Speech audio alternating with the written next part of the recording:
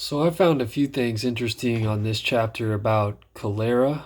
Um, I already kind of questioned drinking water in the first place, so this chapter just kind of reiterated that. And especially when traveling to other countries, this was a good chapter to read in terms of being informed about certain diseases that are out there that can cause serious issues and what to look for.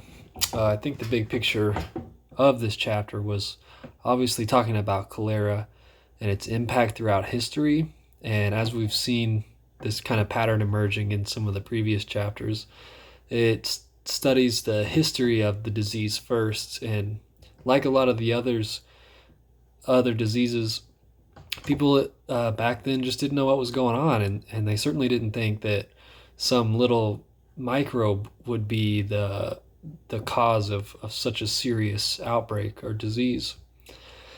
And so it's really interesting to see Jon Snow's his claim to fame there, coming to find out, coming to a conclusion on what was causing such illness and disease and death in his very own neighborhood. That was an interesting thing to learn about. And kudos to that guy. I mean, he's still being talked about for the work that he put in on learning about cholera. And a couple other things I found interesting was just how I kind of reiterated the point of how people didn't really know what was going on back then. Like we saw with Prussia and Russia, that they were both like digging up roads and arming the borders and cleaning money with whatever they had to clean money with. And they were just taking every measure they knew.